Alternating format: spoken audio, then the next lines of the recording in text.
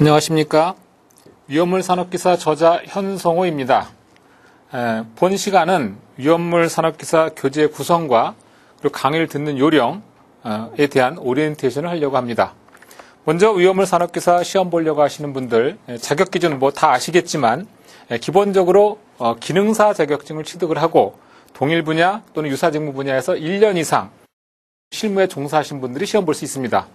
또는 2년제 대학 또는 3년제 전문대학 졸업자나 또는 졸업예정자, 그리고 또 관련 학과 대학 졸업자 이렇게 시험 볼 수가 있죠. 나머지 자세한 기준들은 아마 여러분들이 큐넷에 들어가서 보시면 자세히 살펴볼 수가 있을 거라고 생각이 됩니다. 우선 이 책의 구성에 대해서 간단하게 설명을 드리겠습니다. 두 권으로 분권을 해놨고요. 이제 한 권짜리지만 필기시험과 실기시험을 이렇게 같이 준비할 수 있도록 한 권으로 준비를 해봤습니다. 먼저 첫 번째 권 필기 분야에 대해서는 필기시험 과목 3과목에 대해서 1과목과 2과목, 3과목에 대한 부분들을 본문을 정리를 하고 관련된 예제 그리고 기출문제를 좀 수록을 했고요. 그 다음에 두 번째 실기시험 대비하는 경우에는 요점 정리, 핵심 요점 정리를 좀 간단하게 요약을 해놨고 그 다음에 두 번째로는 동영상과 관련된 예상 문제를 성상과 그 다음에 제조소에 관련된 예상 문제들을 좀 수록을 했습니다. 그리고 기출 문제를 수록을 해놨는데 아마도 여러분들께서 이 책 한 권을 충분히 학습을 잘 하시면 위험물 산업기사 자격증 준비하는데 큰 도움이 될 거로 생각이 됩니다. 자, 그렇다면 지금부터 구체적으로 출제 경향 분석을 통해서 어떻게 효과적으로 대비해야 되는지 말씀드리도록 하겠습니다. 자, 그러면 위험물 산업기사 출제 경향에 대해서 구체적으로 알아보도록 하겠습니다. 자, 아시는 바와 같이 마찬가지로 필기시험은 3과목을 시험을 봅니다. 먼저 첫 번째 과목으로 일반화학 시험 과목이 있고요. 두 번째 화재 예방과 소화 방법, 세 번째 위험물의 성질과 취급, 이렇게 3과목으로 나눠져 있고 각각의 과목을 20문제씩 출제가 됩니다. 그래서 20문제에 대해서 이제 출제가 되는데 평균 60점 이상, 다시 말해서 12개 이상씩은 취득을 해야 되는 거죠. 하지만 전체적으로 평균 60점이면서 60점 이상이면서 과락이 없어야 되는 거예요. 그런데 이제 학습자들이 가장 힘들어하는 부분이 바로 일반화학 부분입니다. 그래서 제가 말씀드릴 때는 주로 일반화학에서는 최소한 과락은 면하도록 하고 그리고 화재 예방과 소화 방법 그리고 위험물의 성질과 취급 이 분야에서 좀 고득점을 노린다면 1차 필기시험은 무난하게 합격을 할 거고요. 그리고 2차 실기시험 같은 경우에는 일반화학에 대한 단독 문제가 나오는 것이 아니라 실기시험 20문제 중에 주로 위험물의 성질과 취급 그리고 화재 예방과 소화 방법과 관련된 문제들이 출제되고 있기 때문에 일반화학에 대한 부담을 조금은 덜을 수가 있습니다. 자, 그렇다면 어떻든 1과목 일반화학에 대한 최소한 과락은 넘어야 되고요. 그 다음에 60점 이상을 좀 우리가 목표로 해야 되는데 문제를 좀 살펴보면 지난 7년 동안 출제됐던 내용입니다. 전체 420문항이 출제가 됐었고요. 그 중에 비율을 좀 살펴보면 전체적으로 골고루 문제가 출제되고 있다는 걸 우리가 볼 수가 있습니다. 지금 보시는 것처럼 어느 한쪽에 치우치고 있지는 않다는 얘기죠. 그래서 전체적으로 준비를 좀 잘 하셔야 되는데 일반화학의 경우에는 1과목에서 필기시험에서 1과목으로 끝난다고 해서 끝나는 게 아니라 일반화학이 바탕이 돼야 역시 위험물의 성질, 취급 이쪽 부분을 좀 학습이 용이하기 때문에 여러분들께서는 일반화학 공부를 소홀히 해서는 안 됩니다. 이 책에서도 일반화학을 9개 챕터로 구성을 했고요. 그리고 각각에 대해서 본문과 동시에 예상 문제를 구성을 했는데 그 예상 문제라고 연습 문제라고 하는 게 그냥 제가 만든 문제가 아니라 그 전에 출제됐던 기출 문제를 중심으로 연습 문제를 만들었습니다. 결국 뒤에 기출문제가 5년치가 들어가 있다고 하지만 여러분들은 연습 문제를 통해서 거의 10년치 문제풀이를 한다고 생각을 하시면 됩니다. 따라서 각 챕터별로 있는 연습 문제도 기출문제라고 생각을 하시고 그리고 준비하시면 되겠습니다.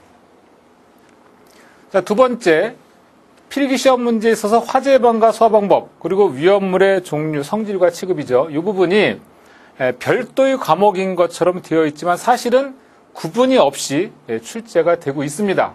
그리고 보시는 것처럼 위험물의 종류와 성질 그리고 이 부분이 40.61%, 그 다음에 앞에서 1, 2, 3챕터가 34.88%가 출제되고 있습니다. 비중으로 보면 위험물 안전관리법이 한 챕터인데 24.52%가 출제되고 있습니다.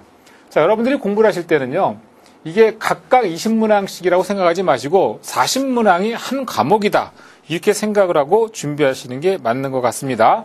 자, 그래서 우선 여러분들이 화학에 대한 기초가 된다면 4챕터는 거의 좀 수월하게 접근이 가능하고요. 그 다음에 화재 예방과 소화 방법, 소방서 설치 및 운영, 이 부분은 내용이 많지 않으니까 오히려 이런 부분에서 고득점을 노릴 수도 있을 것 같습니다. 그래서 필기시험에서는 과목별로 일단 3과목인데 평균 60점 이상, 그리고 과락 40점 나오지 않도록 그렇게 준비하신다면 아마 여러분들께서 고득점으로 필기시험을 합격할 수 있지 않을까, 이렇게 조심스럽게 말씀을 드립니다. 이번에는 실기 문제 출제 경향에 대해서 분석을 해보도록 하겠습니다. 자, 실기 문제는요, 보시는 것처럼 일반화학이나 화재 예방, 소화방법, 소방시설, 요 4챕터가 전체적으로 7.85%밖에 되지가 않아요. 사실은 거의 다 5, 6챕터라고 보시면 됩니다. 그래서 실기시험을 준비할 때는 위험물의 종류 및 성질과 위험물 안전관리 법을 중심으로 준비를 좀 철저하게 하셔야 되는 거고요. 그리고 이 중에서도 실기시험의 경우에는 일반 검정 문제가 출제되고 있고 55점입니다. 그리고 작업형으로서 45점이 출제되고 있는데, 일반 검정 문제의 경우에는 그냥 주관식 출제 문제라고 생각하시면 되고요.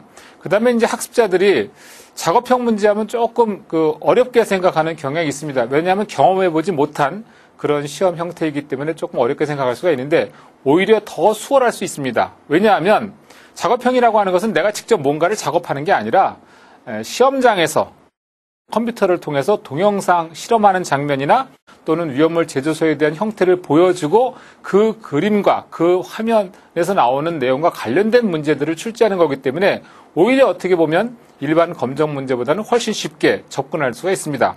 또한 이 책에서는 제가 서두에 말씀드린 것처럼 실험 동영상이라든가 위험물 제조소에 관련된 여러 가지 동영상들을 준비를 했기 때문에 아마도 위험물이 조금 생소하신 분들은 그런 영상들을 보시면서 공부를 하시면 조금 더 수월하게 하실 수가 있고요. 그 다음에 이 책에서 다 담아내지는 못했겠지만 간혹 영상 같은 거를 여러분들께서 아마 유튜브나 이런 쪽에서 좀 검색을 하셔도 아마 여러 가지 영상들을 통해서 위험물의 성질과 취급에 대한 내용들을 확인할 수가 있습니다. 자, 실기시험 문제. 지금 전체적으로는 위험물의 종류 및 성질, 여기서 가장 많은 비중으로 출제가 되고 있는데, 특히 육류 같은 경우에는 내용이 굉장히 적어요. 분명히 3가지 정도밖에 안 되기 때문에. 그렇지만 거의 매회 출제가 되고 있기 때문에 이 부분도 소홀히 할 수는 없고요.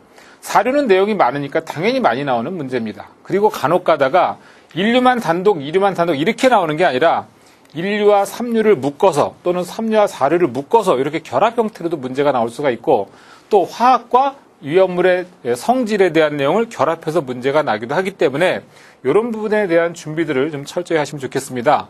또한 위험물 안전관리법의 경우에는 법 내용은 사실은 거의 암기예요. 그래서 저도 강의를 할 때는 되도록이면 법에 충실하게 그렇게 강의를 하고자 했습니다.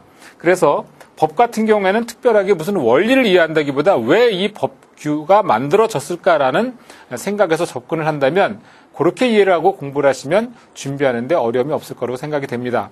20문제고요. 그리고 또 간혹가다 학습자분들께서 여러 가지 질문을 하시는데 한 문제에 대해서 부분 문항이 나오는 경우가 있습니다. 그럴 때는 부분 점수가 있으니까 무조건 내가 모르는 게 있다고 해서 안 풀지 마시고 반드시 부분 점수라도 받으시려면 문제를 푸셔야 됩니다.